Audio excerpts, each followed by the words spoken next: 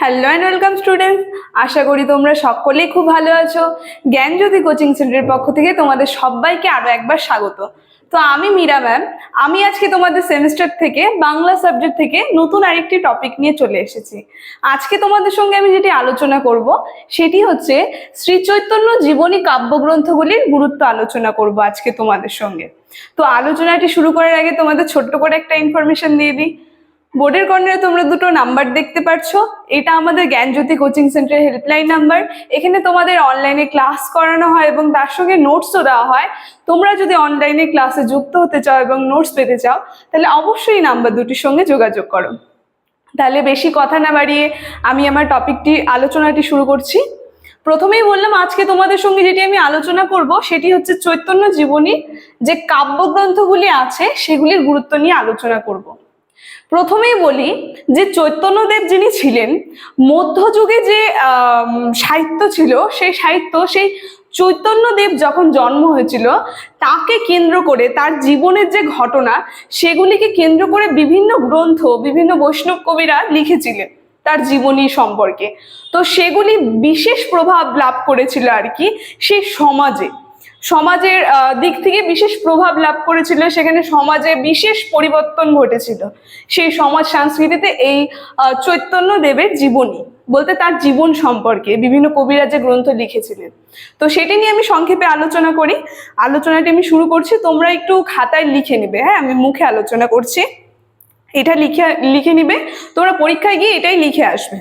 দেখো, প্রথমে বলেছে যে ষোড়শ শতকে লেখা চৈতন্য জীবনী কাব্যগুলি বাংলা সাহিত্যে সমাজ এবং সংস্কৃতিতে বিশেষ প্রভাব ফেলেছিল। যে প্রথমেই বললাম ষোড়শ শতক যে ছিল মধ্যযুগের সাহিত্যে এই চৈতন্য জীবনীগুলি কি বিশেষ প্রভাব লাভ করেছিল সমাজ এবং সংস্কৃতিতে। তারপরেই বলেছে যে চৈতন্যদেবের জীবনকে কেন্দ্র করেই প্রথম জীবন সাহিত্যের সূত্রপাত ঘটেছিল। বলতে যে চৈতন্যদেব যিনি আছেন ইনিকে কেন্দ্র করেই কিন্তু বাংলা যুগে যে বাংলা সাহিত্যে যে প্রথম কারো সম্পর্কে জীবনী বিশেষ প্রভাব যেটা লাভ করেছিল সেটা ছিল এই চৈতন্যদেব। তো তারপরে বলেছে যে বৈষ্ণব সাহিত্যের তত্ত্ব দর্শন এবং গৌড়ীয় বৈষ্ণব সম্প্রদায় নবদ্বীপের বৈষ্ণব সমাজের কাছে এই গ্রন্থগুলি গুরুত্ব অপরিসীম। মানে বিভিন্ন যে সমাজ রয়েছে, বৈষ্ণব সমাজ, তার সঙ্গে গৌড়ীয় বৈষ্ণব, নবদ্বীপের যে সমাজ, সেই সমাজে অত্যাধিক গুরুত্বপূর্ণ ছিল এই গ্রন্থটি, বলতে চৈতন্যদেবের যে জীবনী রয়েছে। তারপরে দেখো বলেছে শুধুমাত্র বৈষ্ণব তত্ত্ব নয়, মানে তার যে জীবন যে ঘটনা, তার জীবনীগুলো যে গ্রন্থটি সেগুলি শুধুমাত্র বৈষ্ণব তত্ত্ব নয়, তার থেকে আরো অনেক কিছু জ্ঞান নেওয়া গিয়েছিল। যেমন বলেছে দেখো, উঁচু নিচু জাতপাতের ধর্মীয় ভেদাভেদ লুপ্ত করে এক সামগ্রিক মেলবন্ধনে সেতু গড়ে তুলেছিলেন এই কাব্যগুলি। বলতে তার যে জীবনের ঘটনা এবং তাকে কেন্দ্র করে যে কাব্যগুলি রচিত হয়েছিল সেগুলি শুধুমাত্র বৈষ্ণবদের তত্ত্ব তা না। আমরা যদি একটু দেখি তাহলে দেখবো সেগুলি জাতপাত যে আছে আমাদের মধ্যে, যে ধর্ম নিয়ে ভেদাভেদ জাতপাত, এগুলি সব একটি গণ্ডি পার করে একটি বিশেষ মেলবন্ধন তৈরি করেছিল কিন্তু এই গ্রন্থগুলি। তারপরে কি বলেছে দেখো, বৃন্দাবন দাসের কাব্যে ষোড়শ শতকে বাংলা সমাজ রাজনীতি এবং অর্থনীতির বহু চিত্র মেলে। বলতে বৃন্দাবন দাস যে লিখেছিলেন, আমি প্রথমে বলে দিই, একটা হচ্ছে চৈতন্য ভাগবত, যেটা চৈতন্যদেবের জীবন কাহিনী প্রচুর বিখ্যাত ছিল, যেটি বৃন্দাবন দাস প্রথম লিখেছিলেন। আর আরেকটি আছে হচ্ছে চৈতন্য চরিতামৃত, যেটা হচ্ছে কৃষ্ণদাস কবিরাজ লিখেছেন। তো বৃন্দাবন দাস প্রথমে লিখেছেন এবং তারপরে লিখেছেন বললাম কি কৃষ্ণদাস কবিরাজ। তো এই বৃন্দাবনের দাসের যে লেখা জীবনীটা, সেখান থেকে কি হয়, সেই সমাজের বলতে নবদ্বীপ সেই মধ্যযুগে সমাজের যে অর্থনীতি সংস্কৃতি সেগুলি সম্পর্কেও কিন্তু আমরা জানতে পারি এই গ্রন্থ থেকে। তারপরে কি বলছে, বৃন্দাবন দাসের কাব্যে উল্লেখিত হয়েছে এই যে বৃন্দাবন দাস যিনি কবি ছিলেন এই চৈতন্য দেবের জীবনী সম্পর্কে গ্রন্থ লিখেছিলেন চৈতন্য ভাগবত। সেখানে কি ছিল দেখো, ধর্ম কর্ম লোকে সবে একমাত্র জানে, মঙ্গল চণ্ডীর গীতে করে জাগরণে, দন্ত করি বিশ্বহরি পূজে কেন জনে, পুণ্ডলি করে হে কেন দিয়া বহু ধনে। বলতে মানে সেখানকারই একটা সেই গ্রন্থেরই একটা গীত এখানে কিন্তু তুলে ধরেছে। তারপরে কি বলেছে, মধ্যযুগের বাংলা সমাজ সংস্কৃতির পরিচয় মেলে।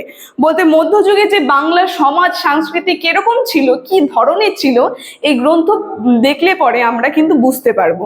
তারপরে কি বলেছে, আবার চৈতন্যদেবের মৃত্যু সম্পর্কে নতুন তথ্য দিয়েছেন জয়ানন্দ। এর আগে আমি আলোচনা করেছিলাম তিনি যে মৃত্যু হয়েছিল যে তার, তখন তার মৃত্যু সম্পর্কে বিভিন্ন জ্ঞানী যারা ছিল পণ্ডিতরা বিভিন্ন মতভেদ দিয়েছে, মানে কেউ সঠিক বলতে পারে না এইভাবে মারা গেছে। এখানে দেখো জয়ানন্দ বলেছে, ইনিও একজন পণ্ডিত, তিনি কি বলেছেন, কৃষ্ণদাস কবিরাজ মহাপ্রভুর জীবনের সামনে রেখে বৈষ্ণব তত্ত্বের গভীর বীক্ষণে অবতীর্ণ হয়েছে। অচিন্ত ভেদাভেদ এবং সাধনা তত্ত্ব, রসতত্ত্ব, রায় রামানন্দ সংবাদ দ্বারা তিনি কাব্যকে এক প্রজ্ঞা বীক্ষণের আলোয় উপস্থিত করেছেন। মানে এগুলি তত্ত্বর কথা বলছে, যে কৃষ্ণদাস কবিরাজ যে চৈতন্যদেবের জীবনী সম্পর্কে লিখেছিলেন, সেখানে আমরা দেখব সাধনা তত্ত্ব, দাসতত্ত্ব, তারপরে বিভিন্ন আরো উল্লেখ করলো, আমি এখনই তোমাদের সঙ্গে আলোচনা করলাম, রামানন্দ সংবাদ, এগুলি কি করেছিল, বিশেষ উজ্জ্বল করেছিল সেই ঘটনাগুলি এই গ্রন্থের থেকে।